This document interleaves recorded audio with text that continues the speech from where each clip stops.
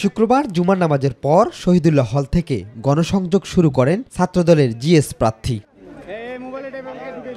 এ সময় ডাকসু নির্বাচনে সেনা মোতায়েনের বিষয়ে তিনি বলেন, ঢাকা বিশ্ববিদ্যালয়ে যুদ্ধ পরিস্থিতি তৈরি হয়নি যে সেনাবাহিনী নামাতে হবে। তো আমরা শহীদুল্লাহ হলে এসে জানতে পারলাম একটি ছাত্র সংগঠনের মনোনীত প্যানেল তারা কিন্তু ইতোমধ্যে কলম বিতরণ করেছে এবং চকলেট বিতরণ করেছে।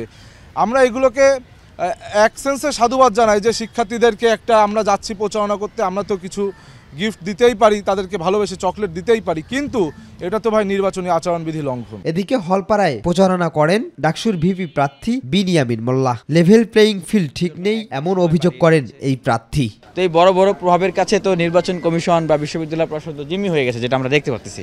আগামী দিনে গেস্ট রুম গণরুম চালু করা, শিক্ষার্থীদেরকে কন্ট্রোল করার মেকানিজম অলরেডি এস্টাবলিশ করার একদম দ্বার প্রান্তে চলে গেছে। তাদের বিরুদ্ধে ফাইট করার জন্য আপনারা তৈরি হন। আর এই ডাকসু, এই ব্যালট, এই নির্বাচন আপনাদের সেই যুদ্ধ, অস্ত্র ছাড়া যুদ্ধ। জোট প্রার্থীর নিয়মিত সংযোগ করলেও পিছিয়ে নেই স্বতন্ত্র প্রার্থীরাও। ভোটারদের দ্বারে দ্বারে ঘুরছেন তারাও। ইতিমধ্যে বিভিন্ন দলের বিভিন্ন প্রার্থীর বিরুদ্ধে, বিভিন্ন দলের বিরুদ্ধে অলরেডি একটা কাদা ছোড়াছুড়ি শুরু হয়েছে।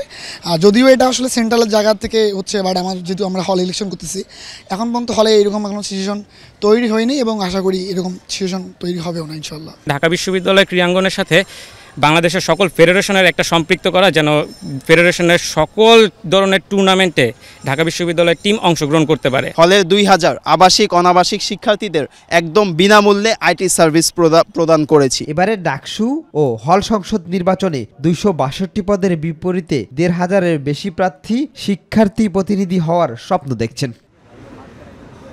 শিমুল খান, মাই টিভি, ঢাকা।